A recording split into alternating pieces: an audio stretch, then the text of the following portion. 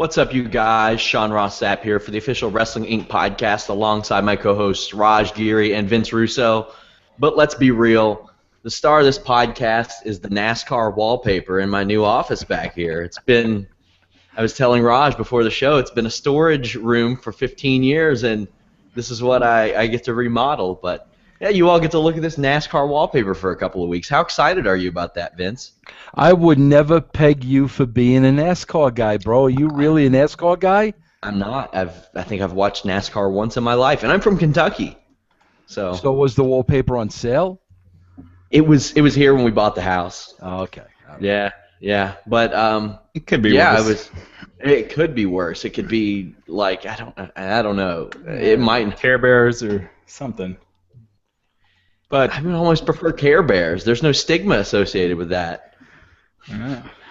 You live in Kentucky. Yeah, that's true.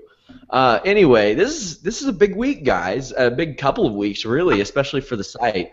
We have WWE TLC coming up. Ring of Honor has a show next week. NXT has a show next week. The UFC has several shows this week, and we got another Raw that was not good.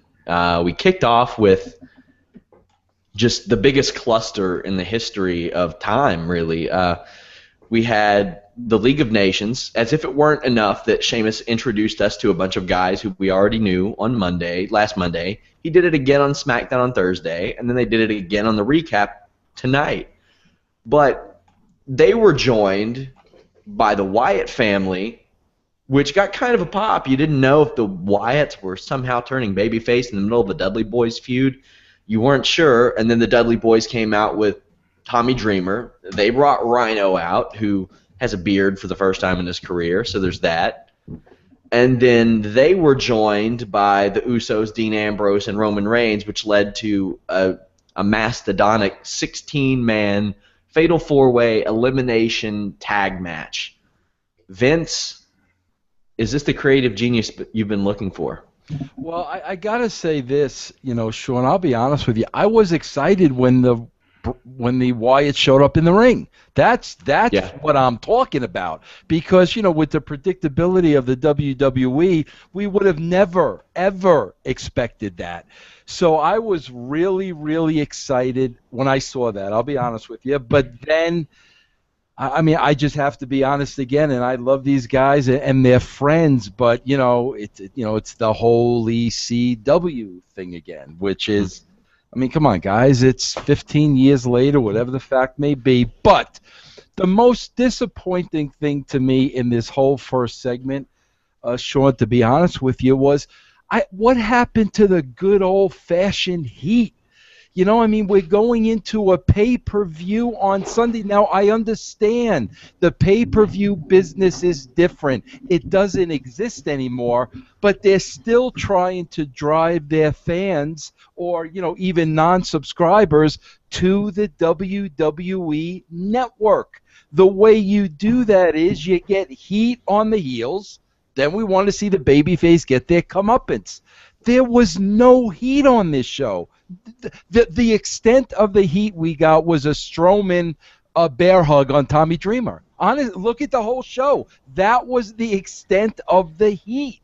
And my gosh, we're 6 days going into a pay-per-view. You have to put heat on the heels. Can we not put heat on anybody because it's TVPG? I don't know. Yeah, I don't know. Watching that, my first instinct was like, is this Survivor Series this Sunday? Because, doing the 4-on-4 elimination matches, and then you remember that they don't build the 4-on-4 Survivor Series matches anymore, so it wasn't. But it just, Vince, something you talked about in your last episode of Nuclear Heat, you were talking about vignettes and building a wrestler when they debut, and now you just throw them in a match. And here you got Rhino coming back. And what do? He's instantly put in a match, and his return is forgotten about like 3 minutes later. It's just another thing on the show, as opposed to something that could have had some impact. All the impact was lost in just a matter of minutes. This it seemed like a way to kill 45 minutes and try to get a strong first hour rating. But yeah, there's just nothing interesting happening. I mean, you saw anyone that does watch SmackDown, you saw Roman Reigns beat all four of those guys by himself. So, the big finish at the end was not did not seem like a big Herculean feat. So it just seemed like a way to show Roman getting a win, the win that he got on SmackDown, while finding a way to kill 45 minutes. I wish there were a pay-per-view that traditionally booked big 8-man tag matches, or perhaps a pay-per-view coming up soon that traditionally booked like 30 guys in one match. That may have helped the situation, right? Yeah. It was a bizarre thing. They don't have anything. Yeah. But it was very. I mean, they had a lot of people in those first 45 minutes, and like Vince said, I was excited when the Wyatts came out. But man, imagine the heat that would have been on this if all the guys involved weren't booked into oblivion for so long. It's really weird.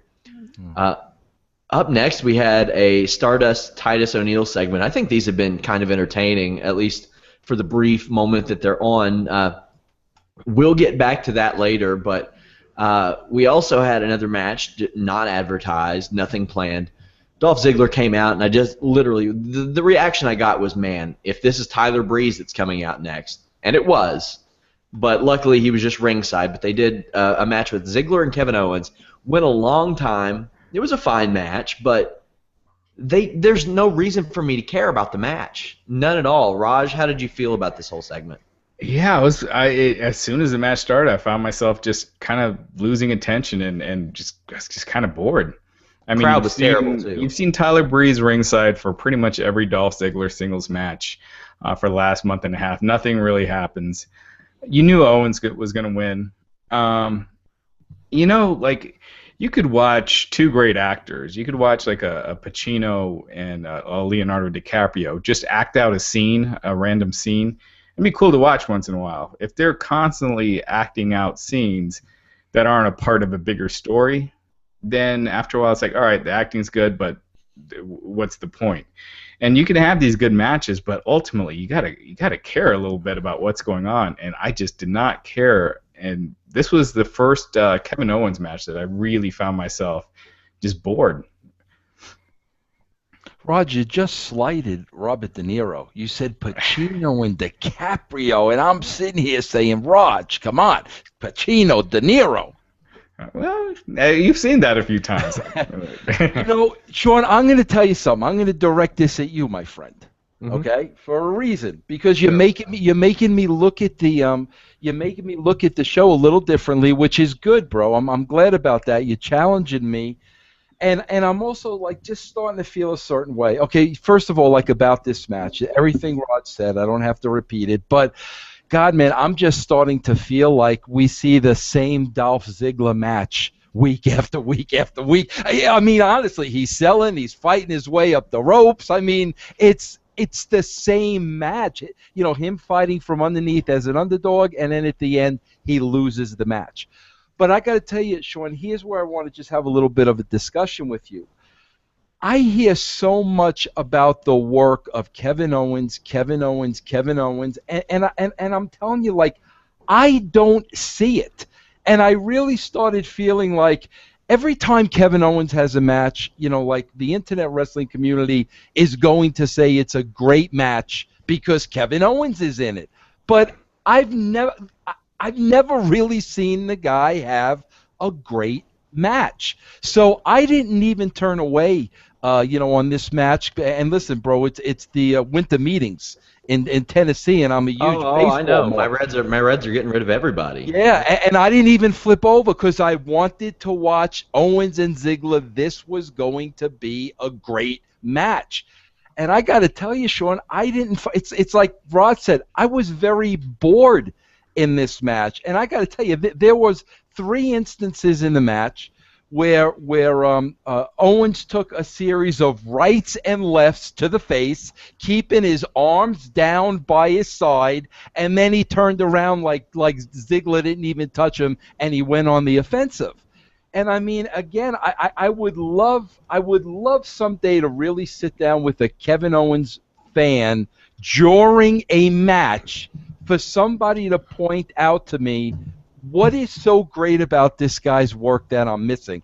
Listen, with all due respect, this guy was on the indie circuit 15 years for a reason. If you're a great worker, you're not going to be working indies for 15 years. Somebody's going to discover you.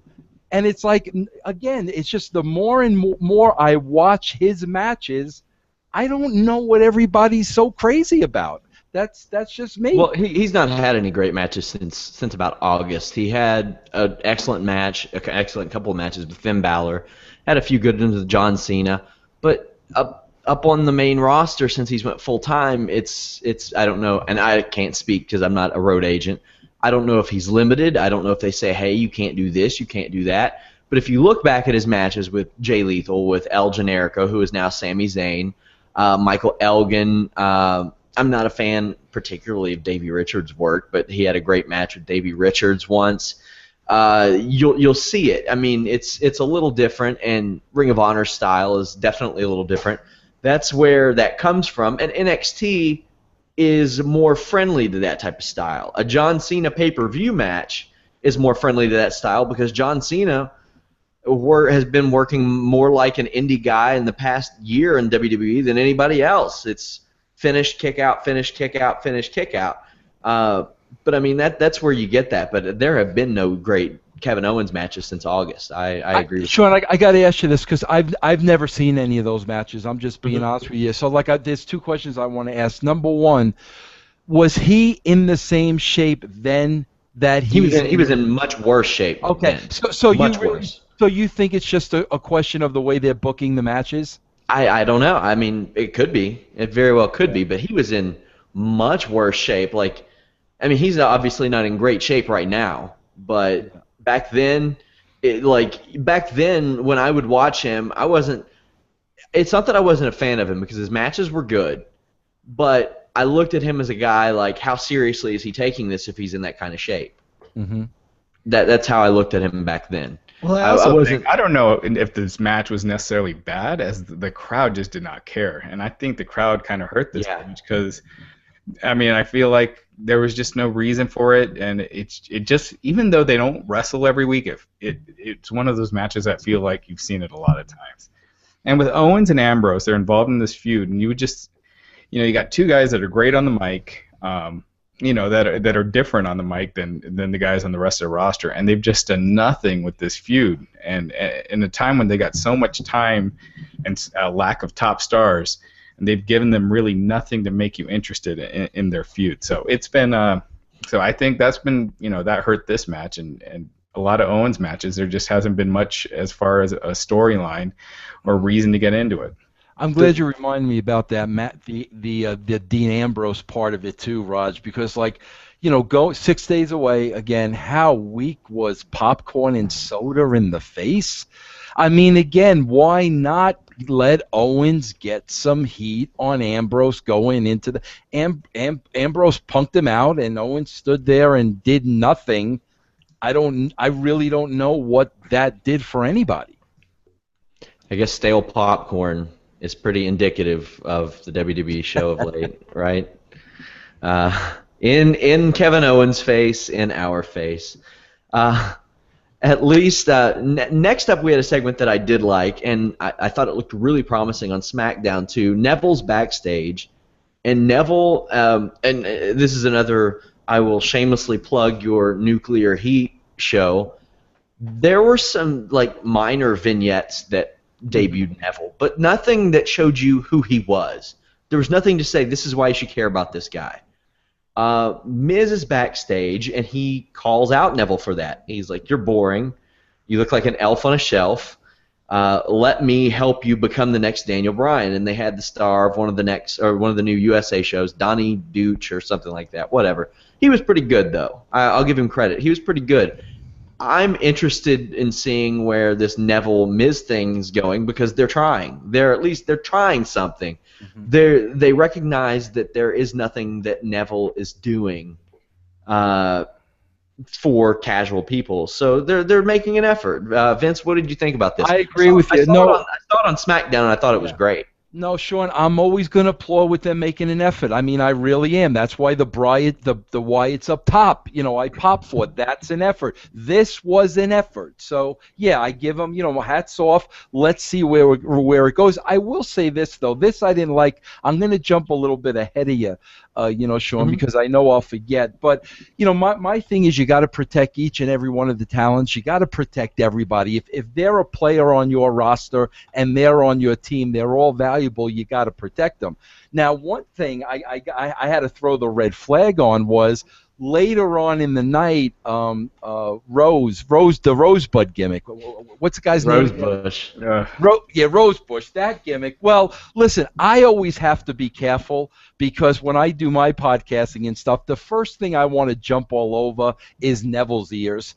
The guy's got freaking enormous ears, but I don't like saying anything personal about anybody, so I keep my mouth shut. Well, freaking Rosebud here on their own show, they're calling him Dumbo, they're giving him elephant ears and the whole 9 yards.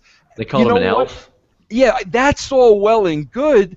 I'm just hoping they give this guy some kind of a comeback because if one segment he's being called an elf, the next segment he's being called an elephant with Dumbo ears. I just hope somebody is there that is going to protect Neville. I will say this about The Miz. I know a lot of people, as soon as they hear The Miz, they think kiss of death. But Miz's pairings have been pretty good. When they do something with them. I mean, his pairing with R-Truth was really good. The stuff he did with Damian Sandow was really good. So I think there's definitely potential there. If the writers he's been really good lately. Who's that? Miz has been really good lately. Like his segments, his talking segments, he's been really good lately. Yeah. So I think there's definitely a lot of ways they could go with it. I think it could be really entertaining. It gives Neville something to do because he has just been floundering on the lower mid card. So I'd like to see him try it out. Of course, I mentioned R-Truth and Sandow and their careers were kind of killed after those pairings, but. It's definitely worth a shot because he's not doing anything right now. Next up, we had Team Bad show up, and they went over the Bellas. Or no, who won that? Team Bad went over the Bellas. Naomi and this has to be a rib at this point. Every time Naomi does the rear view, Michael Cole says Naomi calls it the rear view. Every single time she has ever done the move, that's how he calls it. But Naomi picked up a win. That was shocking. This brought out the New Day, who presented Team Bad with unicorn horns, and that led to all 6 of them basically twerking in the ring. What do you all think of? There was some heat over New Day with these unicorn horns on Twitter. People were mad. They said they looked like sex toys, all that stuff. Either way, they got heat. It was ridiculous. I see Raj squinting, like I can't believe it. Look at our Twitter mentions. It was unbelievable. Like the phallus jokes.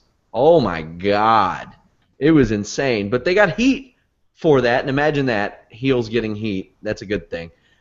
What did you all think of Team Bad, New Day's interaction? They've had a lot of stuff on social media. Raj, how do you feel about this? That unity thing I just find so annoying, and the first thing that it reminded me of was they're trying to be New Day, but it's not working. And it was just like fingernails on a chalkboard. New Day. It's a 13-year-old Dave Chappelle gag. Yeah, right.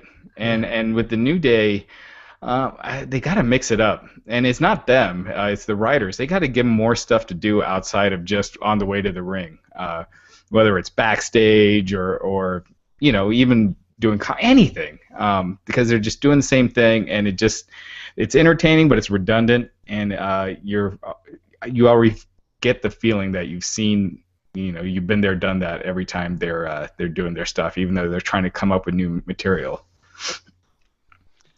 Yeah, I a couple of things here. I mean, I agree with that. I think there's a fine line between funny and silly. And to me, like, this was really, really silly.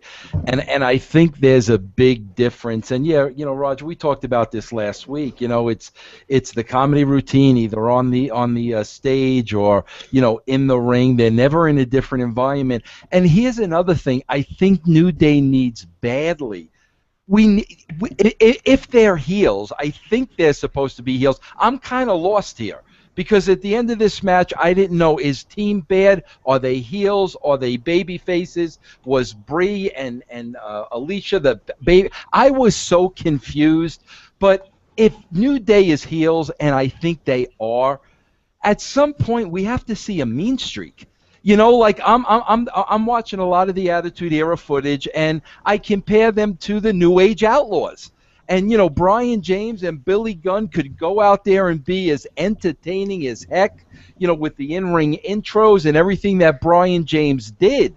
But then, you put him in the ring with Terry Funk and Mick Foley, and they were violent. I mean, they were drawing blood. So that was the beauty of it. They were entertaining, but they were still heels. We never see a heel side to this team, so why don't we just make them baby faces then? I think that's the way they are going too. It kind of seemed like it with what they were doing with Sasha and them. It almost seemed like they're kind of taking them in a baby face direction, but it's hard to tell with how they treat the divas as far as heels and baby faces go. It's going to be hard for them to get a heel reaction if Sasha Banks is in the ring twerking, guys. That's all I have to say. Next up, we had Lucha Dragons take on New Day. But before this, New Day did cut a little bit of a promo. I did think that them emulating them saving a cat from a tree was pretty funny. I thought that was really good stuff. Lucha Dragons beat New Day with the Usos at ringside. And the Usos, they straight up gang stomped Xavier Woods over there, and I thought it was pretty funny because Jimmy or Jay still had his announcer headset on while they were doing it, and he was talking smack to Xavier while they were stomping him out. I thought that was pretty good. This is obviously to set up the three-way ladder match at TLC. I'd imagine this match is going to be pretty good. I'm at least looking forward to that match. Raj, how do you feel? Yeah, the match should be great. The build-up is just the same tag team build-up they always do, and the winner losing the match before the pay-per-view before they get their win. So, I'm looking forward to that match at TLC, but this was it was just the same old, same old. Yeah. No, I agree with that. There's not too much to add to that. Vince, I'm going to ask you, what match are you looking forward to at TLC? I know you're not much of a match guy. But if you had to pick one, what would you be looking forward to? God. Come on, there's at least some intriguing stuff. Well, I would say, and I think they dropped the ball huge too, Sean, and you're probably going to get into it in a minute too, but I think Charlotte and Paige will have a great match, and I want to see that match, but again, man, this was the perfect opportunity. Obviously, they're trying to turn Charlotte heel. And what a perfect opportunity they had to get heat on Charlotte tonight. And again, nothing. Paige slaps Flair in his hometown. The girls wrestle around for a minute, and Paige powders. So, we'll go right into that. There was Miz TV. Miz was fantastic in this, by the way. He played the agitating, basically journalist very well. I don't know who the damn heel is, though.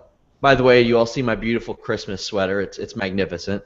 I don't know who the damn heel is. And the thing is, I really like this story. I like that they're adding something to Charlotte. Here's the thing I'm on the fence about. Making her female Ric Flair wasn't working, but now they've doubled down on it, and I don't know if that makes it work more because she's a heel and people will resent her for being female Ric Flair. So that maybe could be a good thing, but I'm not sure if that. I don't know. She looks a lot more comfortable.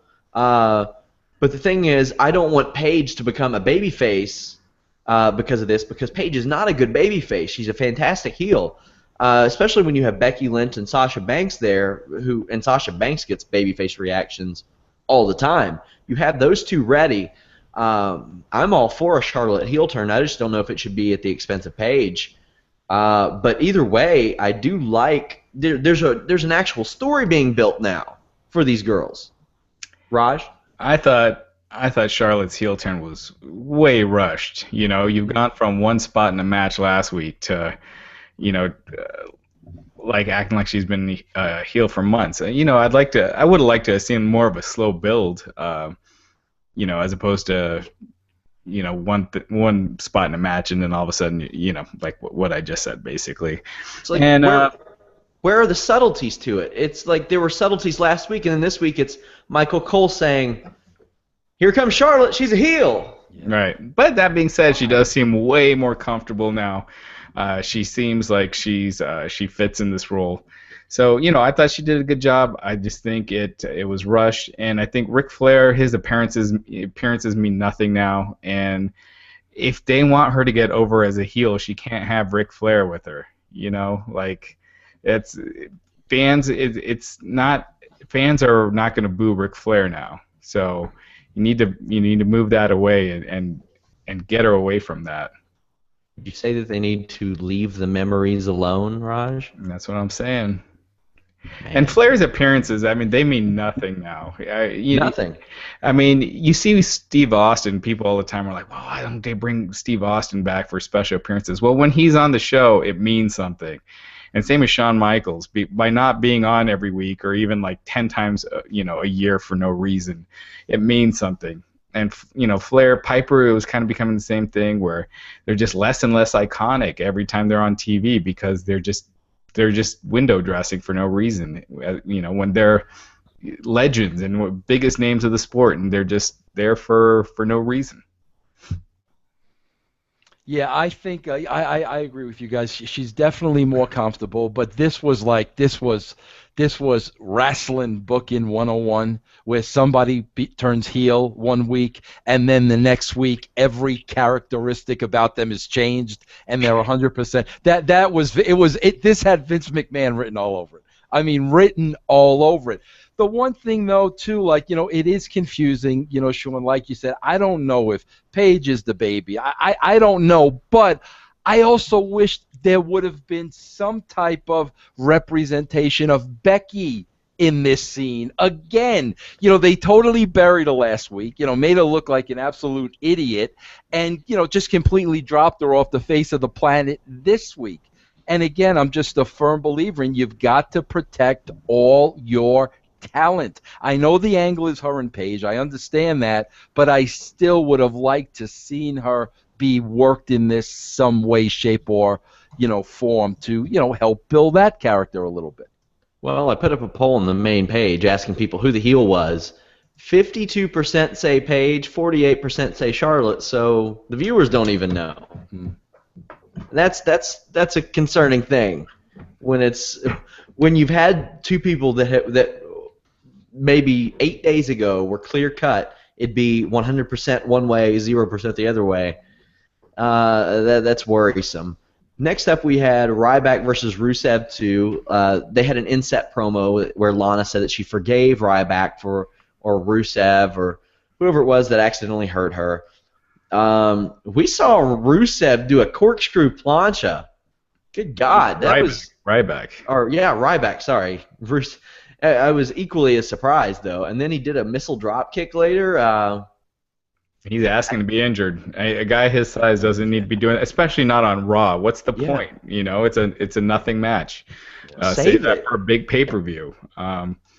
Which they'll probably have a match this Sunday. Why not do it at Sunday?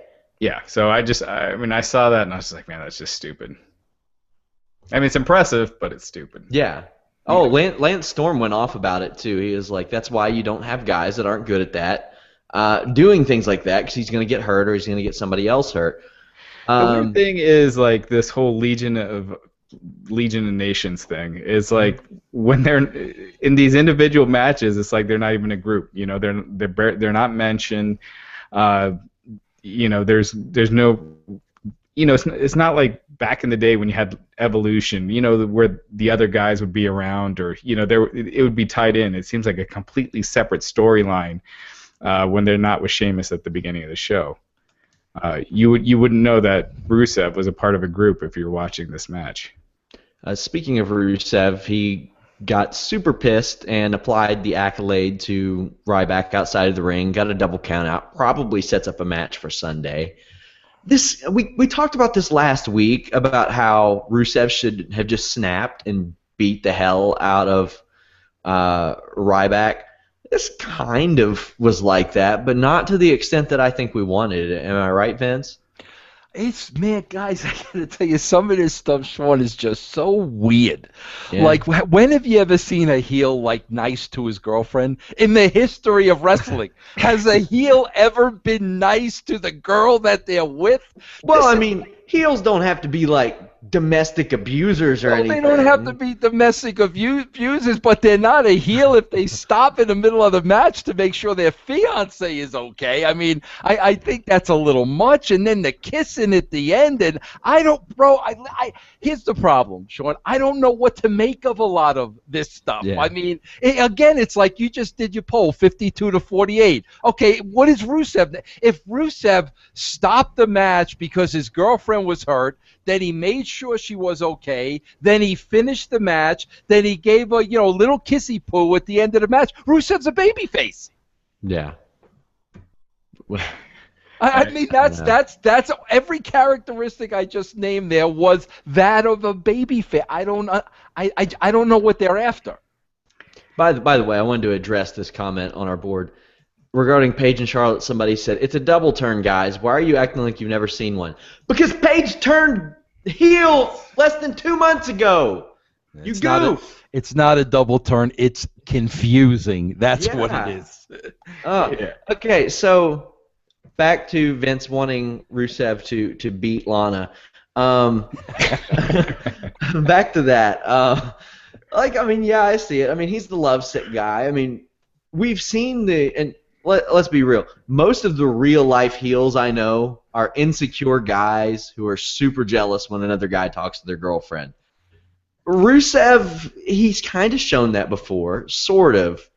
I don't know. But this could also be, and I don't think it is, but it would be kind of, it's hard to tell, but it could be just that that Lana is, constantly faking these injuries. So, they're like double heels as opposed to, Rusev is a heel, the girlfriend's a face, and you know what I mean? Like it's definitely. But yeah, he doesn't. You don't come out of it hating Rusev. Right. Boy, if you want to talk weird, the next segment was super weird. I gotta say one thing too. They did that thing with the Wyatts doing the SmackDown in that SmackDown Move into USA commercial. I mean, that seems like it was on one of those commercials. They had the Wyatts and that just seems like they're those characters that you should try to protect. And Bray Wyatt, you wouldn't be putting the Undertaker in that. You wouldn't be putting Brock Lesnar. Well, Raj, characters are welcome on USA. Well, Raj, what about a few minutes later, the next world heavyweight champion of the world, Roman Reigns, couldn't figure out how to put a cardboard box together? Right. I mean, what was that like? I was like, are we trying to paint this guy as an idiot or? I don't know. The only ones who came off looking good in that those commercials were the Authority. Go figure. Right. Here's something I don't understand. This is really confusing, maybe. Okay, so Roman Reigns, everybody knows he is the company's pick legitimately, right? Everybody knows that. If you want somebody to get behind a company-backed guy, why not turn the company babyface instead of making the company heel everywhere? Triple H and Stephanie are heel. All these people are heels. You've got authority figures that want to destroy their own program, basically. I don't get it. I don't know. It's an outdated formula. They've been doing it forever. I mean, since Vince, since you've been booking, the Steve Austin, Vince McMahon stuff in the 90s, you've had the heel GM or heel authority figure more or less ever since, and it's just so overplayed and outdated. Well, the problem is too, Raj. I agree with you 100%. But also, what compounds the problem is nobody is ever going to be better than Vince McMahon was. No. Yeah. Nobody. Whoever you put in that role is going to fail in comparison to Vince McMahon. So it's like, why put anybody in that role? It'll never be as good. I agree. As I mentioned, we had a really weird segment up next. This was a cold match that started. It came back. If I remember correctly, there were no intros. There were no entrances. They came back from a commercial, and Stardust was wrestling Jack Swagger in the ring with Titus O'Neil on commentary. Am I remembering this correctly? Mm-hmm. Yep. Okay. And Titus O'Neil said on commentary the reason he's been approaching Stardust during these backstage segments is because he knows how good Cody Rhodes is and thinks he should be himself. Well, I'm on board with you, Titus, and I think we all are. Del Rio came out and attacked Jack Swagger after Jack Swagger picked up the win. Hit him with the chair. Here's where it gets even weirder. Stardust, the heel, goes to attack Del Rio, the heel. The babyface, Titus O'Neil, warns the heel, Alberto Del Rio, that another heel is about to attack him, but Titus, the babyface, didn't bother helping Jack Swagger, the babyface. So that was a little confusing. After the match, we had a backstage. First, I thought I heard that wrong when Titus said that, but yeah, he was warning Del Rio after Del Rio had already laid out Swagger. Yeah, it was weird. And then another segment where the heel didn't get any heat. Yeah. Well, Del Rio got a little bit afterwards. He dumped Zeb, which needed to happen, and Zeb needs to be back with Jack Swagger because I think the Scooter can be good heat now. I think the Scooter was the pop of the night, to be honest with you. At ringside, when he backed off from Swagger and just kind of drove away, I thought that was the pop of the night for me. That was my favorite thing of the night. Yeah, by far. That was great. His face too when he was driving off, man. Zeb is gold. I wish they'd give him, something he could really sink his teeth into, because that guy he's so talented and just understands the business and how to get heat. I wouldn't mind seeing him as like an interim GM. I think that could be. Why not use Daniel Bryan? Or why? I mean, if you're gonna have a GM, why not use someone that can be impartial and that's sitting on the sidelines and is a star anyway? Yeah.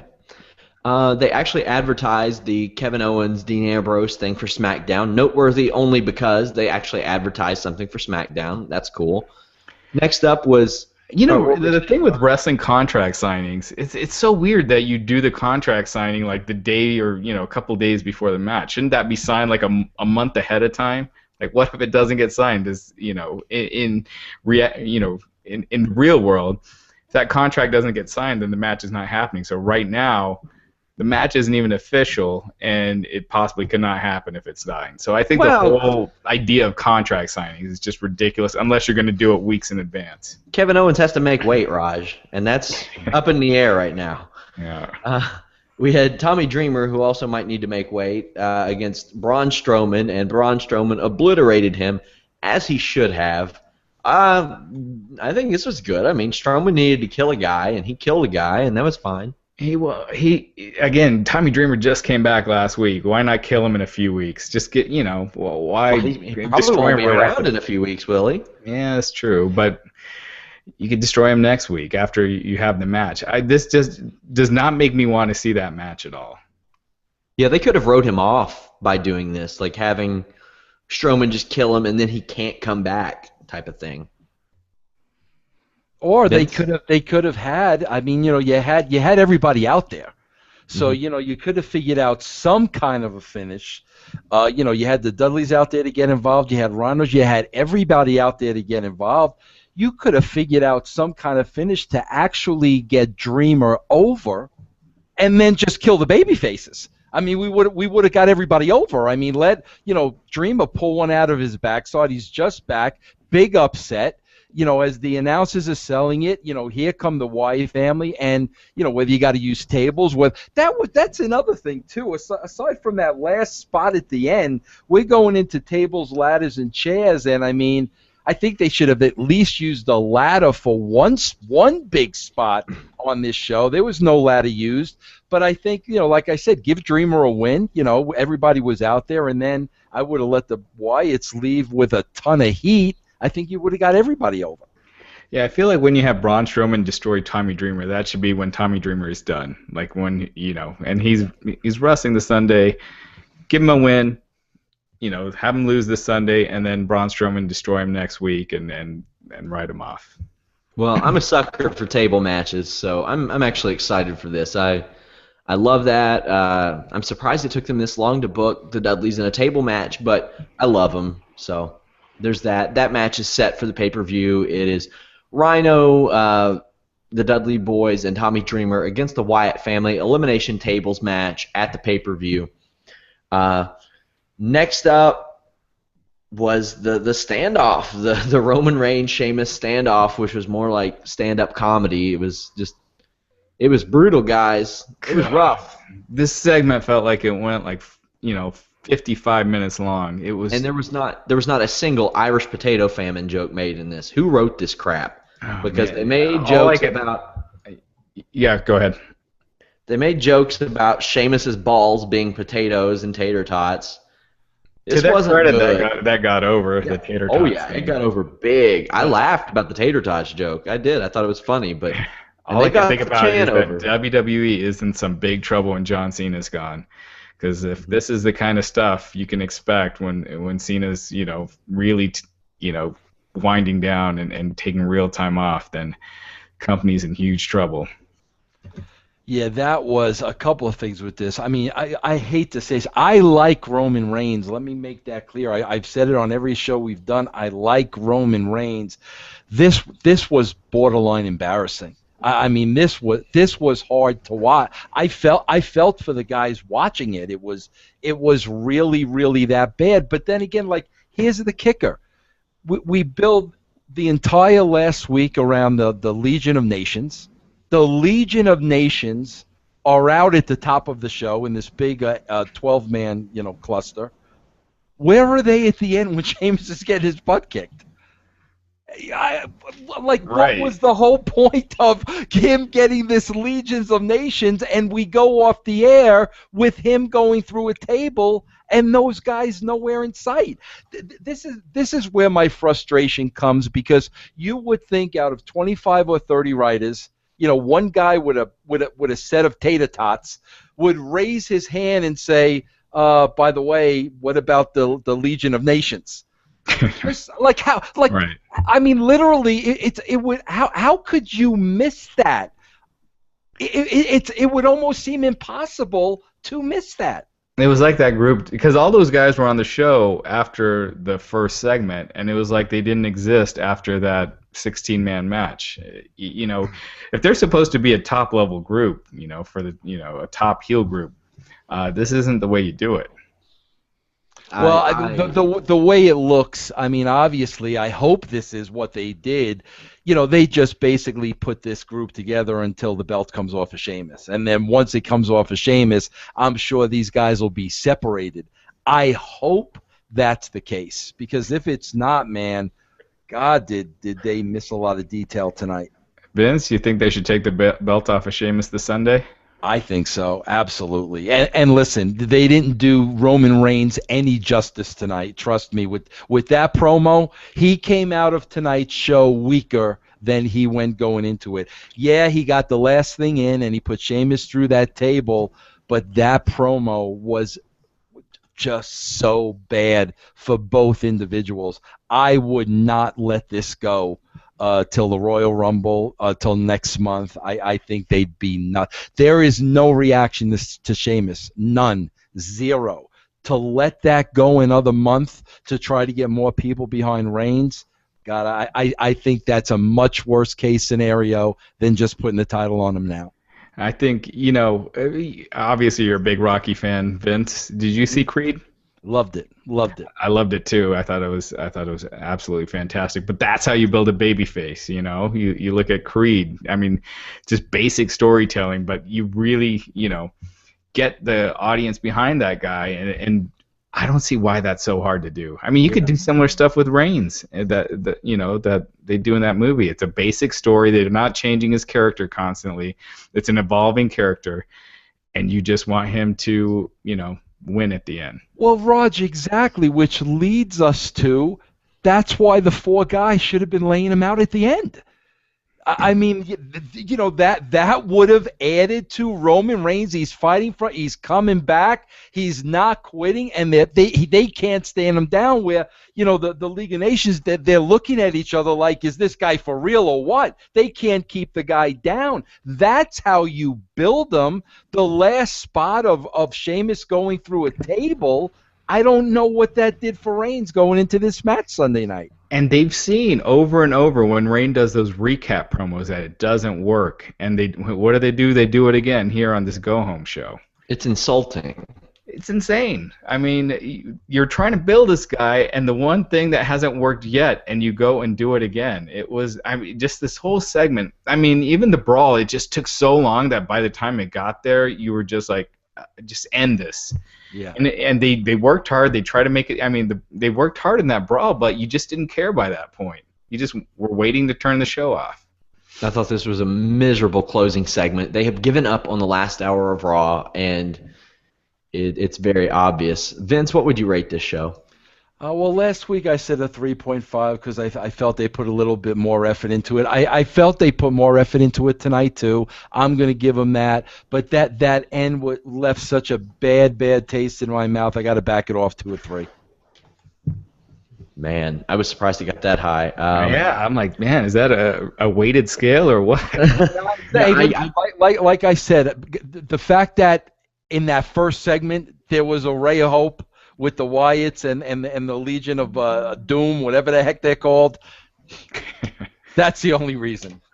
I got to go with David Perez. He's got the 4 out of 10. I think that's about right. Yeah, I thought it was pretty terrible.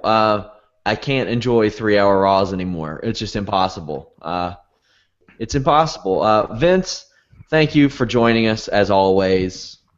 Thank you, gentlemen. I enjoyed it. Thank you very much. Guys, go check out his latest Nuclear Heat, the Lost Art of the Vignette. Great stuff. But thank you, Vince. Thank you, guys. Take care, man. Now, Raj, before we get to some questions, we have a giant UFC pay-per-view this weekend. Conor McGregor versus Jose Aldo, title unification fight. Who you got in that fight? Oh man, I am pumped for this one. This whole pay-per-view is just, it's awesome. I'm so excited about it. I haven't been this excited for a UFC event in a long time. I'm going with Aldo. Man, I think McGregor. I think the Mendes fight. You can say that Mendes, got tired early because of, the shots to the ribs. But I do think that it was taking the fight on short notice. I think a fresh Mendes could have probably held him down and kept him on the ground and won that fight. And I just think Aldo's got this. But, McGregor would be best for business. I've seen no MMA fighter in my life, in the years of covering the sport, more supremely confident than Conor McGregor is about everything. I mean, he's perfect. It's crazy. Could you imagine the UFC if WWE was handed that guy on a silver platter, what they would have said? They would have been like, 145 pounds? Meh. Well, exactly. Look at the biggest pay-per-view draws this year. It's Conor McGregor, Ronda Rousey, Floyd Mayweather, and Manny Pacquiao. None of those guys would have made it in, and gals would have made it in developmental. Yeah. I mean, Ronda Rousey doesn't. I mean, Ronda Rousey maybe. And that's a maybe, but definitely nobody else. And there's got to be.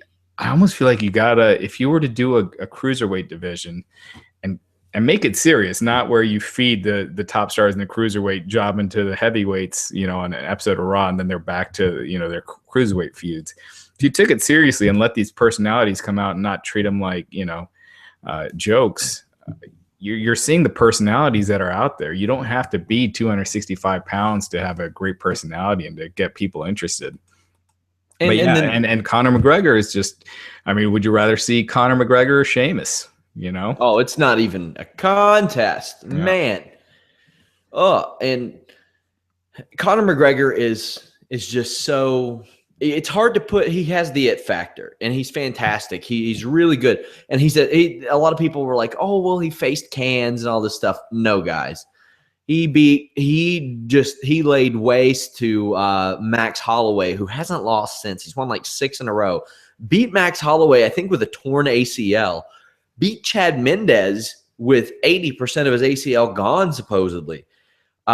This guy's a special kind of striker. This is a special event. The promo that they built for the event months ago with them walking through Las Vegas until they meet each other. Unbelievable. Great stuff. I'm so excited for this show. That main event, very rarely do you get one of those, I have no idea who's going to win. That's how I feel about this. It's just unbelievable. Conor McGregor's never faced anybody like Jose Aldo, and Jose Aldo has never faced anybody like Conor McGregor, which is what makes this so awesome. It has all the makings to be an amazing fight. I mean, and that's not even close to the only big fight, because you have Chris Weidman defending the middleweight title against Luke Rockhold in another one of those fights where it's like neither one of these guys has ever faced somebody who's like the other one, but both of them have fantastic resumes. And this is going to be another fight that it's just unbelievable.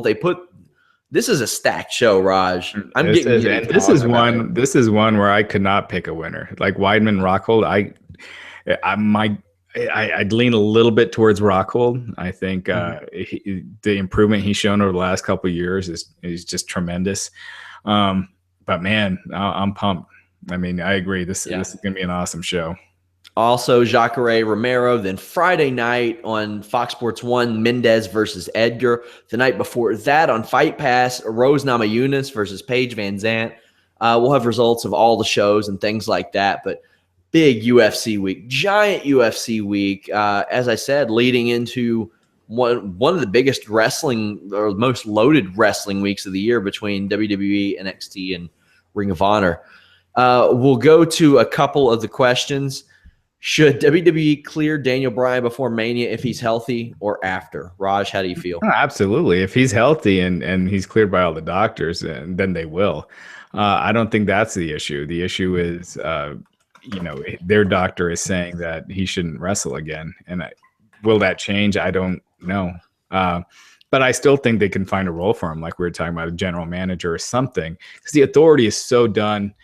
I think Daniel Bryan in that kind of role where he's not even a baby face. I mean, he's a baby face, but he's neutral. Like his decisions make sense. He does stuff for the heels because they deserve it. And the real best for business. Yes, exactly. And it'd be a breath of fresh air because the current storyline's just been, I mean, the authority versus / Daniel Bryan / Roman Reigns, it's just been going on forever. We need a break. I mean, why wouldn't you? I mean, he'll sell merchandise. I don't get it. As far as him being cleared, according to Ben Henderson, he's been training pretty hard in the gym, at least doing grappling and things like that. Ben Henderson, one of the greatest lightweight champions of all time in the UFC, said that he rolled with Daniel Bryan and was shocked at like how strong he was physically and things like that. So he's at least, he's not just sitting at home, not working out, not staying in shape. He's been at Extreme Couture wrestling, like grappling and things like that. Next up, would it help if any of the heels who have bad mic skills to have a manager like Paul Heyman speak for them? It's clear that some guys can wrestle but don't necessarily have the great mic skills to generate any real heat. Yeah, that's the point of manager.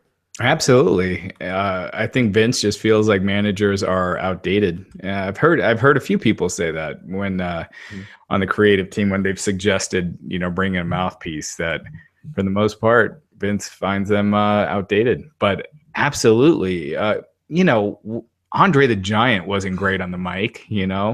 Undertaker was never a great promo guy.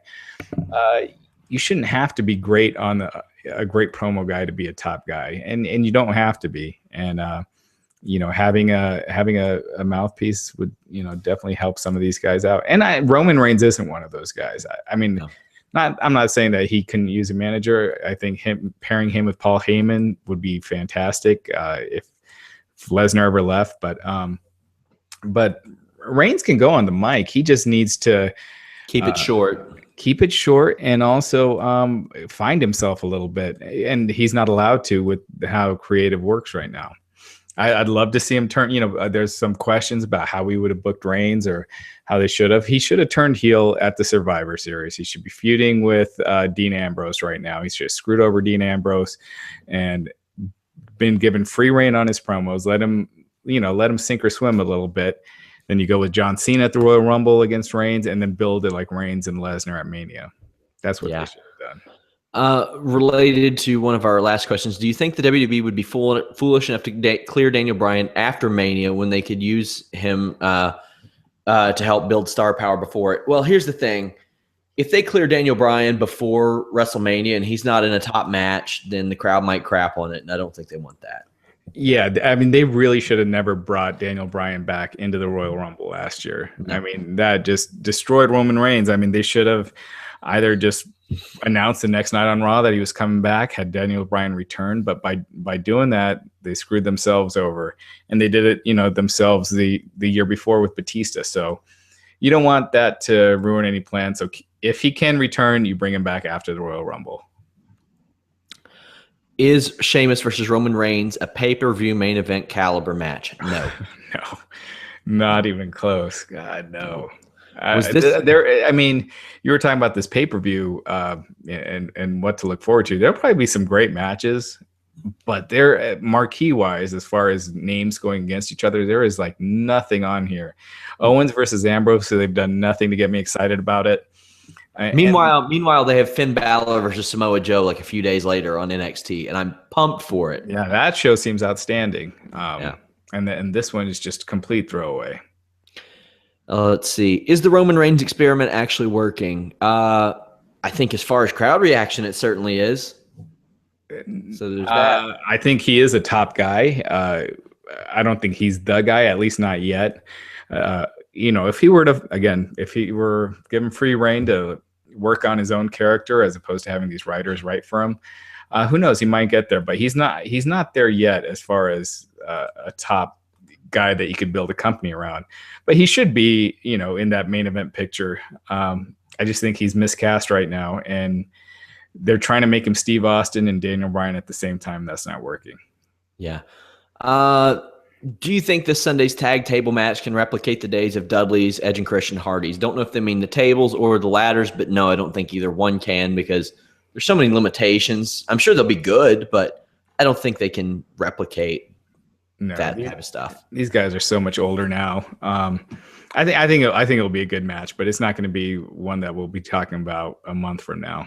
Yeah. Were the surveys pointless, or was this experiment a success? I think it's going to take much longer than a survey they did this weekend for them to implement anything, if they even do. Vince McMahon may not even know that those went out.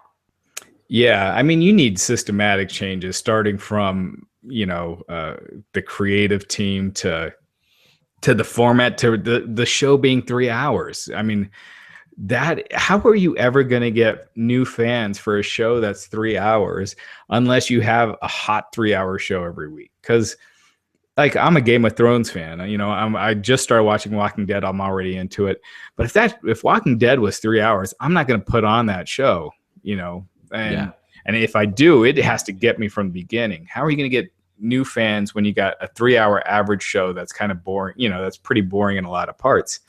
And if you're not getting those new fans, then at some point it just keeps trickling down until you get in trouble. That 3rd-hour Raw is trouble, and it's going to become a bigger issue. And even though it'll cost them millions and millions, in the long run, it would behoove them to drop that 3rd hour. I agree. Also, big Walking Dead fan. Love it. I even started to play the games recently. I'm not much of a game player, but started to play those just for the story. Really good stuff. But that's all we got, guys. We'll be back Sunday after TLC, right? And maybe Saturday after the UFC. I hope so. Are you around? I'll be down. I'm down. Saturday after UFC, we'll do it. I'll probably have a little buzz on again, but awesome. Hey, those are some high-rated podcasts. I know you saw the numbers. Yeah, that did pretty well. We'll catch you guys later.